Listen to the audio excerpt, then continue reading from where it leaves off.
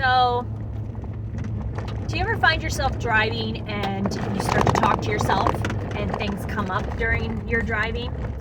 Do you ever, memories and things like that that's happened in the past? It's like when you're driving, you have a lot of time to think about things, especially if you don't have someone in the vehicle with you. So there's a lot that comes through. So I decided I might as well just share it, right?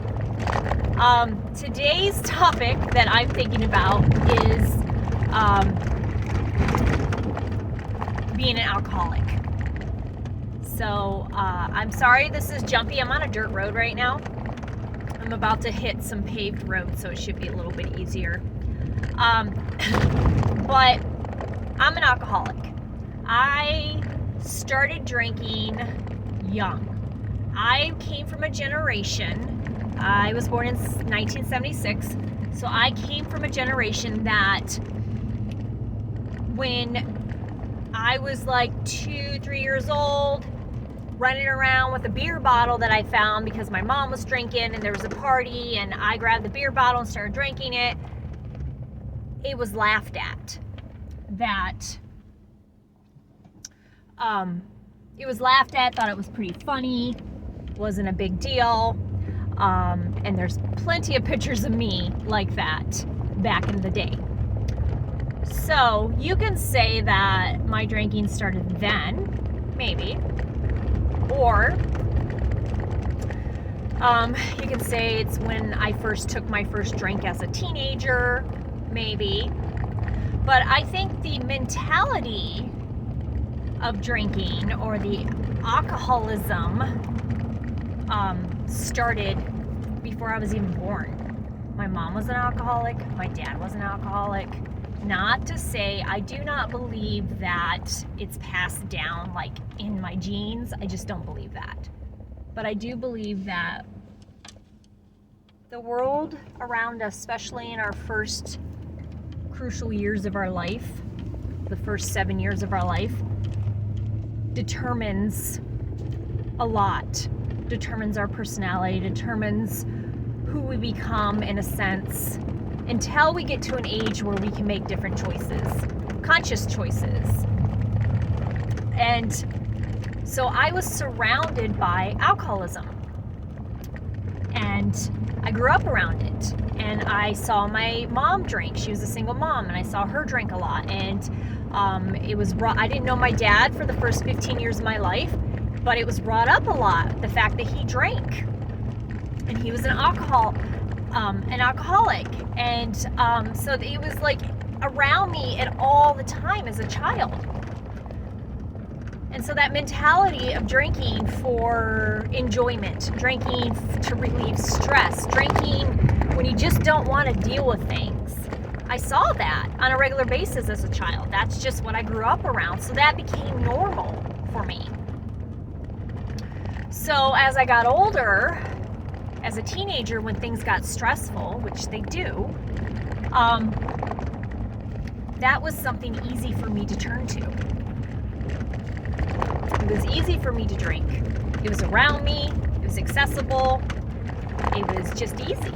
And then, of course, my friends that I was around drank. It was just a normal thing as a teenager. And I started trying to think back. When did I actually start, my drinking journey? I would say, the first time I consciously took a drink, probably around 12 years old, I started drinking. First in my head, it was for fun. I'm gonna drink for fun. My friends are drinking, I'm gonna drink. We're all around, we're drinking. No big deal. And then as I got older, I started to drink because I noticed that it relieves stress and that I didn't have to deal with things. And it felt good. And it made me feel good. And it made me feel almost indestructible when I was drinking. And people liked me. People liked me when I was drinking. I was fun. Crystal was a fun drunk. I was never mean, but I was really fun.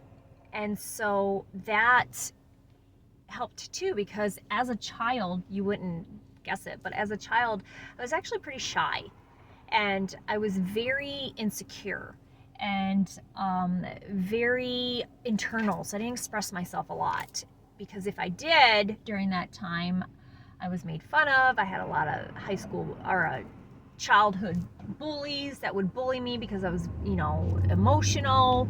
And so I learned to stuff that stuff for a long time, and I learned that drinking made me likable, made me, a different person in a sense, and made it easier for me to be around people.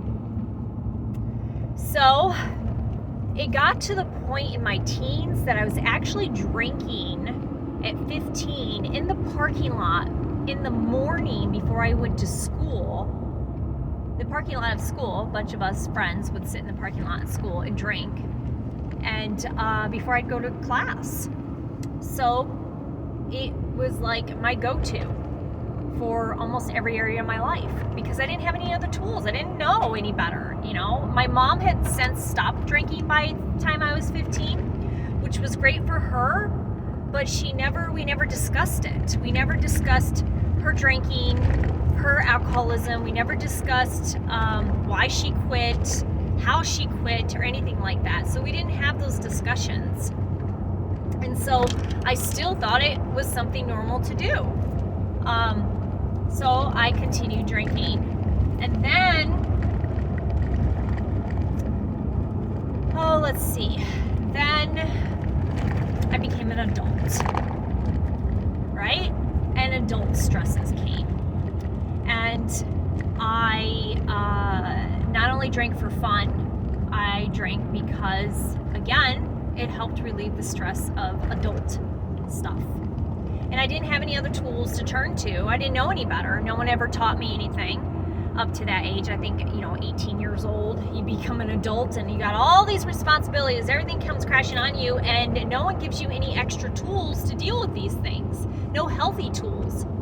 And so drinking was what I knew. It was easy. It was accessible. It was easy.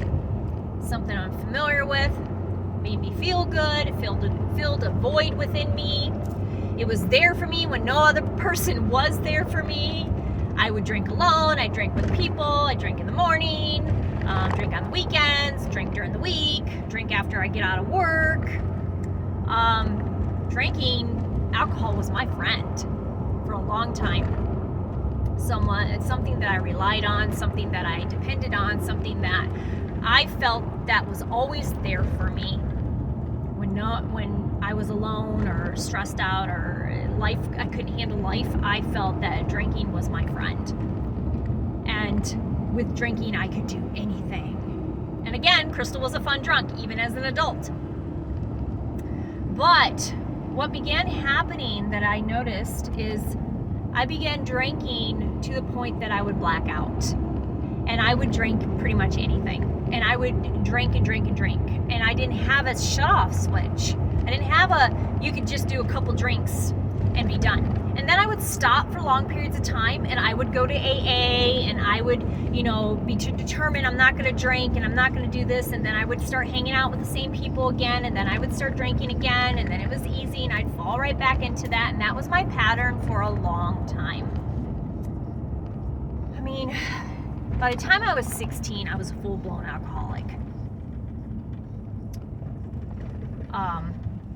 So it was just, I didn't know any different when I became 18, an adult. And then some scary things began to happen in my adult years, actually teenage years.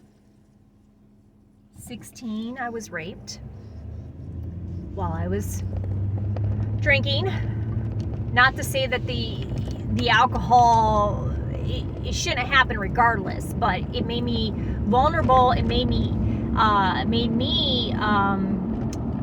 just very much more vulnerable.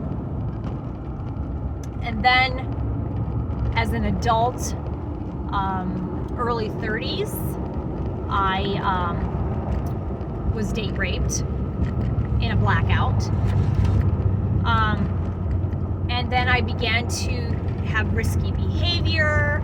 I lost a job because of my drinking, because I was so hungover I couldn't go to work. I have 2 kids.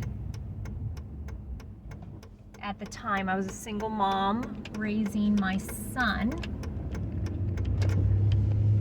and my daughter was younger, and I was a neglectful parent because of my drinking, because I rather go to a party or go hang out with my friends and go drink than be home with my kids. I lost marriages because of my drinking. I lost friends because of my drinking. And on the flip side, I had a lot of fun while I was drinking. I had a lot of good fun, you know? A lot of good fun. But by the time my son was 16, I was bar hopping every night and just miserable and depressed, and unless I was drinking. And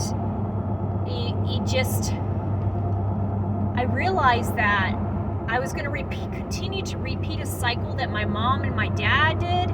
I'm going to continue the cycle, and then you know what's going to happen? My kids are going to repeat the cycle. And I just didn't want that to happen.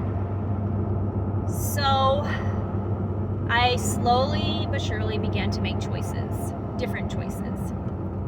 And in reality, I'm a psychic medium, and when I'm drinking, I can't read for people. I'm completely shut off.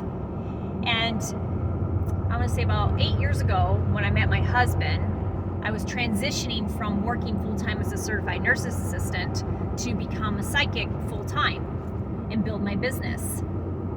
And in meditation during that time, my spirit guides were very adamant in telling me that there's things I needed to change within my life if I wanted to pursue this full-time and help people, that I had to help myself first, and I had to make a decision and change some things drastically. So, and I don't believe you cannot change for other people. I couldn't change for my kids, I couldn't change for my friends, I couldn't change for my ex-husband, I couldn't change for anybody. I had to change for myself. And this, you know, knowing that I wanted to help people, I had to make some changes for myself to help myself first. So I did. I set out and I was going to make some changes. So like right at the beginning of my husband and our relationship about 8 years ago, I decided to stop drinking, which was it was a very challenging time for me. New relationship, just knew everything, looking to pursue a career as a psychic. I was just scared, very scared, extremely scared to do it without alcohol. Terrified. I was terrified to do it without alcohol, honestly, if I'm going to be honest. Extremely terrified. Because alcohol was my friend. It is what kept me going. It was what gave me a safe place within my own head that I thought. It was something that I thought I needed. So slowly but surely went back to AA, started working the steps, started doing more meditations, started really detoxing physically from it, started making amends with people in my life, starting with my children. I can say I'm lucky that I feel lucky that my daughter was young enough that she didn't see drunk mom. She's never seen me drunk. So I'm very grateful for that. My son grew up with me like that. And I'm just grateful though that I've always been open and honest with my kids about my past and about my challenges with alcohol, and because my son's dad is also an alcoholic. So I really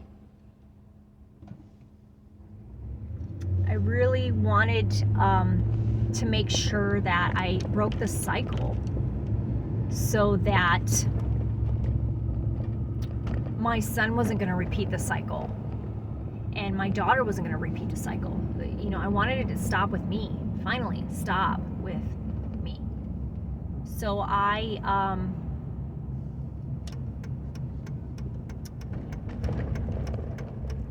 began the journey and detoxing mentally, spiritually, physically, detoxing from alcohol. And it was quite a challenge, and it took a lot, but I did it. And so I did have, it's been 8 years since I made that decision. I've gotten healthier. My mind is clear. I have better relationships with my kids. I have a great relationship with my husband. He's never seen me drunk. And I help people now. And that's not to say, I did have one relapse during that time. In the first year, I had a relapse. But I got through it. With all the tools and new things, you know, because now I do meditation, and I did the work. I did the inner work. When I quit drinking, I did the inner work. I dug deep. I got into counseling. I really dug deep and dug that stuff out. Why was I drinking? What was the root thing? Where did it stem from? And what was I trying to cover up or not face when I drank? And then I had to go through and forgive myself for everything that I had done while I was drinking, or that, you know, and I had to face what had been done to me while I was drinking, the abuse, the trauma, all that stuff. I had to face all of that. And it was not it was a very challenging thing to do. It was not, okay, if I'm gonna be honest, it was fucking hard during that time. It was tough, not gonna lie. It was so fucking challenging to do that. But I got through it because every day I kept telling myself I was worth it. I was worthy of it. I deserved to be sober. I wanted a better life for myself and my kids. I deserved it. I wanted better relationships. I wanted to help people, and I deserved it. And I kept telling myself that just today I'm not going to drink. Just today, or just this hour, I'm not going to drink. And every day I kept telling myself, this is going to get easier. It's easier. Every day it's going to get easier, Crystal. Every day. And every time I'd go to something stressful would happen in my life, my automatic was, I could really use a drink right now. But I didn't. I did other things. I exercised. I did arts and craft. I got really busy in positive ways. And I started telling my story of drinking and my journey with it. So that held me accountable every time I would tell the story. And, you know, there is not a day that doesn't go by that I want to drink. There's not a day that doesn't go by that I don't want to drink. That I do want to drink. That I want to drink. Every day I wake up, I want to drink. I'm not going to lie. I don't know if that'll ever go away. It's been 8 years. I like it too, because it's kind of annoying sometimes. But I have tools and things that I hold on to with everything that I got so that I don't drink. And it's worth it. Every day, it's worth it not to drink. And I'm pretty proud of myself. But it's worth it. It's worth it to have a clear head. It's worth it to have better relationships with my kids and my husband and people in general. It's worth it to show up in my life clear-headed without a substance taking over me. So it's worth it. It's so worth it. My life is so much more so much more clear and happy now that I don't drink. Even through the stress, even through the bad things that happen or the challenging things or the lessons that happen, it's still worth it not to drink. So if you are struggling, if you are an alcoholic or you feel that you are, reach out to someone, get help. Don't do this by yourself. You don't have to do it on your own. Get counseling, go to AA, get a support group, get into a support group, and find healthy things to focus on during the times that you really want to drink. Focus on healthy things. You have to get your mind busy into positive things in your life so that fulfills that void that you were trying to cover up with the drinking. And dig it out. As ugly, as painful as it may feel, dig that shit out. The reason, the root cause of why you were drinking. Dig it out and face it. And forgive yourself. Because you're worth it. You are so worth it. You're worth it. And you deserve to be happy. So if alcohol is making it where you're not happy, it's time to make some changes. And you can do this. You may need some help. You may need some resources. You may need some tools. And you may need someone holding your hand through the process. I had a sponsor for a long time that helped me through it, that I could call up and be like, I want a drink. And they're like, no, you don't. Get a sponsor. Get someone to help you. It's okay. It's okay to reach for help. These days you can get online. There's groups online. There's people online that can help you. Don't feel like you have to do this alone. And I know that a lot of us, when we're drinking, we can do some things that make us feel ashamed. You kind of just got to face that stuff and get past that and reach out for help, because you deserve it. Your family deserves it. Your friends deserve it. They all deserve the best version of you that you can be. And if alcohol is making it where you're not the best version of you, then it's time to make some changes. So I'm sending you so much love and good energy for your journey. And I love you, and I believe in you, and you can do this. Much love and light to you.